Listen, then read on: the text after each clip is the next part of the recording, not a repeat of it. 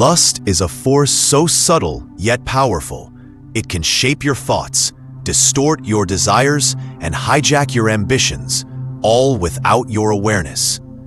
It wears the mask of pleasure, but feeds on your attention, leaving behind emptiness and confusion. Before we dive in, subscribe to Mind Clinic, where we explore the deep truths of psychology, philosophy, and the human soul.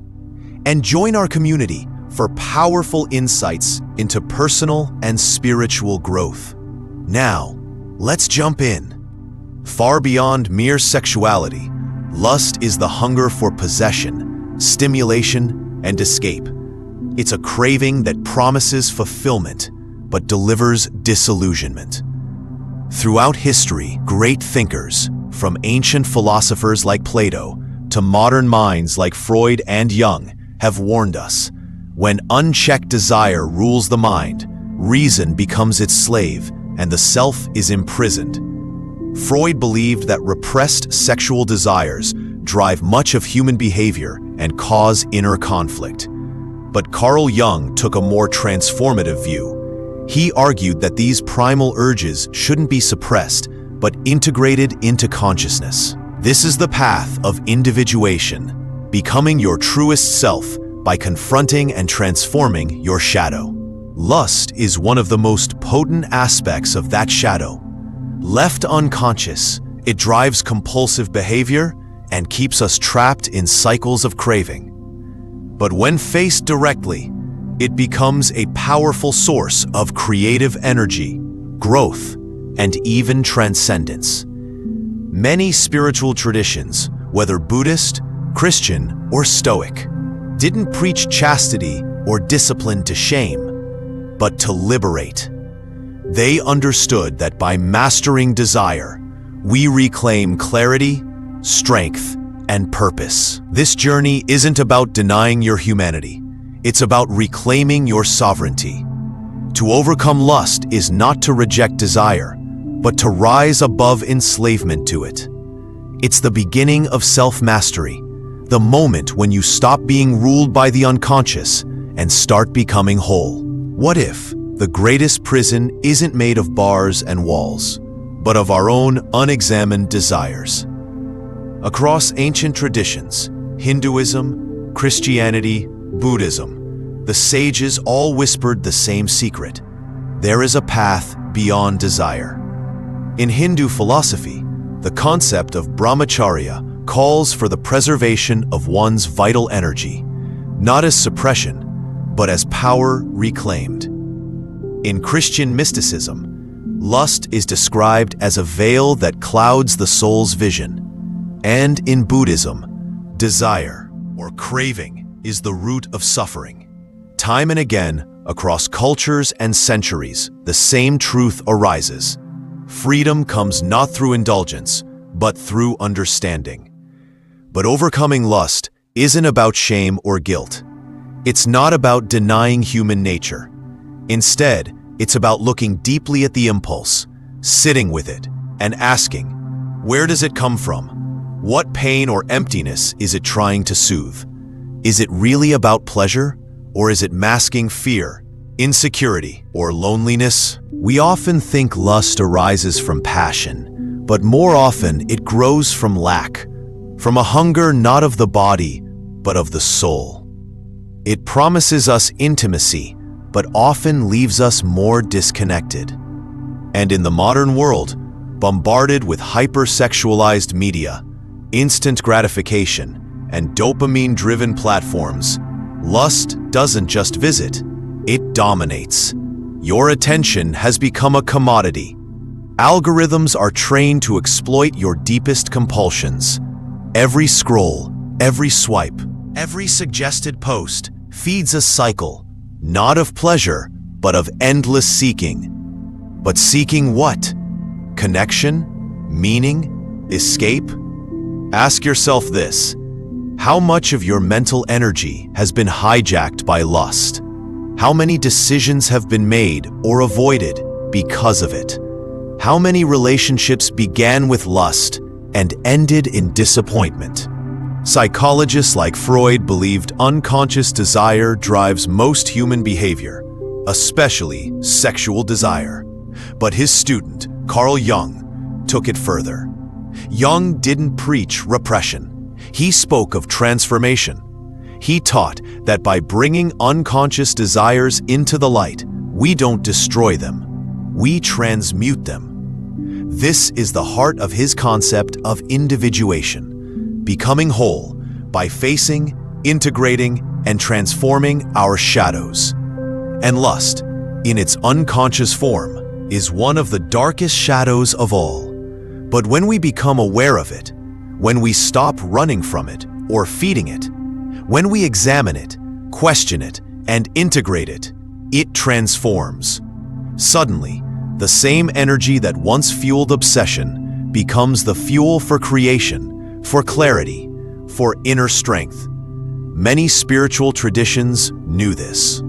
That's why disciplines like celibacy, chastity, and self-restraint weren't about punishment. They were paths to clarity and mastery. They were invitations to know yourself beyond the cravings. The Stoic emperor Marcus Aurelius once wrote, "You have power over your mind, not outside events. Realize this, and you will find strength." True freedom isn't found in satisfying every impulse. It's found in mastering them. So again, ask yourself, what is lust really costing you? Not just in moments of weakness, but in your potential, your focus, your peace. Lust is not just sexual. It shows up in how we chase approval, power, validation, novelty. It whispers that something outside of us will finally make us whole. But the truth?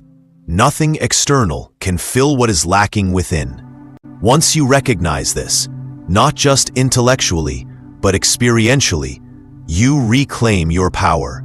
You wake up, you step out of the illusion, you stop chasing shadows, and start becoming the light. Because lust feeds the machine of modern life, marketing, media, consumerism. It keeps you distracted from your true path. But you weren't born for distraction. You were born for depth. You were born to experience meaning, not just stimulation. So what would your life feel like if you weren't ruled by desire? What if your energy could be reclaimed, your focus sharpened, your purpose reignited? This isn't about being perfect. It's about being awake. It's about living from the inside out, not the outside in. And that is how real power begins. Lust is the endless craving, the inner itch that never truly fades. It feeds on your attention, drains your energy, and keeps you restless in the present. True freedom begins when you stop reacting to every urge and start reclaiming control. Imagine the mental clarity, emotional strength, and energy you'd gain by no longer being pulled by passing temptations. This isn't about suppressing desire. It's about transforming it. It's the shift from being consumed by urges to mastering them. Modern science and ancient wisdom agree. Unchecked pleasure-seeking rewires your brain, dulls your joy, and heightens your pain. Each indulgence strengthens the habit loop, shrinking your sense of freedom. Stanford psychiatrist Dr. Anna Lembke shows that the more we chase dopamine, the more dissatisfied we become. Lust often disguises itself as joy, but it's usually an escape from boredom, discomfort, or emptiness. Carl Jung warned that unconscious desires drive us until we confront them. Viktor Frankl taught that between impulse and action lies our power to choose. That space, awareness, is where transformation begins.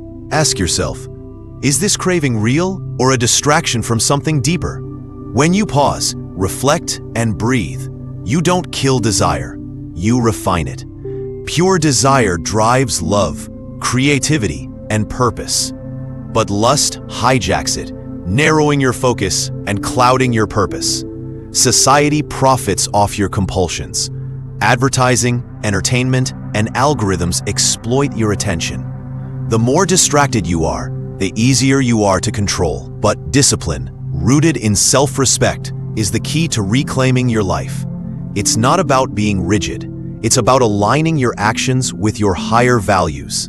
As Nietzsche said, "He who cannot obey himself will be commanded." If you don't govern your impulses, the world will. But once you master them, you rise above the noise. You become sovereign, guided by purpose, not prey to the moment. This is the beginning of real transformation. When you stop chasing pleasure as a form of escape and begin channeling that same energy into meaning, purpose, and connection, you reclaim your life. Desire itself isn't the enemy. It's where you direct it that defines your path. Throughout history, monks, sages, and mystics didn't deny lust because they feared it. They recognized its power and chose to harness, not waste, that energy. Tantric and Taoist traditions don't reject desire, they transmute it. Through breath, awareness, and intention, lust becomes a spiritual force rather than a trap for the ego. What if all the energy you pour into fantasy, compulsion, or fleeting highs was redirected into creativity, learning, healing, and growth? What if your mind wasn't divided between impulse and regret? Imagine the clarity, the productivity, the peace. Most people never realize that lust, unchecked, isn't just about the body. It hijacks your attention, fractures your focus, and scatters your life force. But when contained and cultivated, that same force becomes power, creative, intellectual, and spiritual. This is not repression. This is mastery. Neuroscience backs what ancient wisdom always knew. Compulsive pleasure-seeking rewires the brain. Dopamine surges reward short-term thrills, but they come at a cost. Over time, the baseline drops, and you become numb, needing more for less. This is not freedom. It's addiction dressed as desire. Dr. Anna Lemke's work on dopamine explains how overstimulation leads to imbalance. Pleasure chased in excess results in more pain. Carl Jung taught that if we leave desire unconscious, it controls us from the shadows. But when we bring it into awareness, we reclaim agency. This is the alchemy of transmutation, turning craving into clarity, lust into love, chaos into strength. In spiritual practices, this energy is called prana, kundalini, life force. It's not just mystical, it's biological, psychological, and deeply personal. When you stop leaking it through compulsive behavior and start retaining and recycling it through intention, your vitality increases. You glow differently, you feel different, you become different. Leonardo da Vinci, Nikola Tesla, and countless other great minds spoke of discipline, solitude, and energy alignment, not as denial of life, but as deeper engagement with it. They weren't avoiding desire, they were mastering themselves. So ask yourself, who would I become without the fog of lust? What would I create, build, or heal if my energy wasn't divided? What kind of relationships would I attract? Not from lack, but from fullness. This is not a path of shame, it's the path of sovereignty. Lust, when left unchecked, drains, but when redirected, it becomes fuel for greatness, for truth, for love, for freedom. And this is just the beginning. Lust consumes the image. Intimacy honors the soul. Lust seeks to take. Intimacy seeks to understand. Lust objectifies. Intimacy sees clearly, recognizes the human being beyond the form. When you begin to overcome lust, desire doesn't disappear. It matures. It begins to align with truth, with presence, with love that gives instead of grasps. You stop seeing others as tools to satisfy a hunger and start seeing them as mirrors, reflections of your own longing, your own divinity, your own forgotten wholeness. And that shift changes everything. Your relationships deepen. Your friendships gain authenticity. Your sense of belonging expands. Not through grasping, but through grounding. You are no longer led by hunger. you are led by purpose. This is what mystics called agape, love that goes beyond the body, beyond the ego, and touches the eternal. Saint Augustine, who wrestled deeply with lust, once wrote, "You have made us for yourself, O Lord, and our heart is restless until it rests in you." That restlessness is not your enemy. It's not wrong. It's sacred. It is the soul's cry for home, a longing for something more real than pleasure, more enduring than gratification. To overcome lust is not to deny your humanity, but to fulfill it. It is to rise from compulsion into clarity, from craving into communion, from reaction into revelation. This is the highest transmutation, not just turning lust into focus or power, but into transcendence. To walk the path where desire becomes a spiritual practice, where sacred sexuality is not about suppression, but elevation. The one who overcomes lust doesn't just overcome temptation. They overcome illusion. They overcome distraction. They overcome the inner machinery that keeps the soul trapped in cycles of longing, shame, and escape. They overcome the world, not by rejecting it, but by no longer being ruled by it. To overcome the world is to see through it, to walk through its seductions without being deceived, to feel desire without being possessed by it, to be alive without being enslaved. Because lust, in its deepest form, isn't about sex, it's about escape.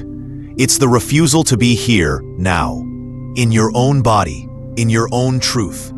It's the desperate attempt to outrun discomfort, silence, emptiness. But as Thich Nhat Hanh said, the present moment is filled with joy and happiness, if you are attentive. And that's what lust steals, your attention, your presence. It pulls you into fantasy, into the not yet, always chasing, never arriving. So the true battle isn't against desire, but against unconsciousness. And awareness is your weapon, because when you're aware of your desire, you can ask, what am I really craving? What pain am I avoiding? What truth am I refusing to feel? And in that honesty, everything changes. Desire becomes your teacher. It reveals your fears, your wounds, your unmet needs. It shows you what you still need to love in yourself. And that's the final transmutation. Love. Not romantic love, not attachment, but the love that says, even this craving part of me is worthy of compassion. Even the shame, even the ache, even the emptiness. Because healing doesn't come through repression. It comes through presence, through staying with yourself, staying with your humanity. And then something beautiful happens. Lust begins to dissolve. Not because you fought it, but because you no longer need it. You outgrow it. Like a child who no longer needs the toy they once clung to for comfort. Because what you truly wanted was never the fantasy. It was to feel whole, to feel love, to feel alive. And now, you find that not in escape, but in stillness. Not in another, but in your own being. Not in chasing, but in coming home. This is what it means to overcome. Not to deny life, but to live it, awake, aware, free. And that presence, quiet, grounded, unwavering, is what all spiritual masters point to when they speak of enlightenment. It's not a distant goal. It's the return to your original, whole self, untouched and uncorrupted. This is what Rumi meant when he said, "Try not to resist the changes that come your way. Instead, let life live through you." Lust resists life. It clings, grasps, demands. On the other hand, allow. It remains. When you live from that space of truth, clarity, and purpose, you begin to radiate a different frequency. One that calms chaos, lifts others, and brings peace. And this is exactly what the world needs now. Not more pleasure chasers, but people rooted in presence. Not more opinions, but clarity. Not more noise, but stillness. So ask yourself, what life do I want to live? One ruled by desire or by meaning? A life of craving or quiet joy, a life of running or a life of arriving. That choice is always yours. And every time you choose growth over escape, you don't just shift your habits, you shape your destiny. You begin walking the rare path, the path of discipline, integrity, and real power. And in doing so, you don't become less human, you become fully alive. Let this be your beginning. Let this message echo long after the video ends. Don't just watch, live it.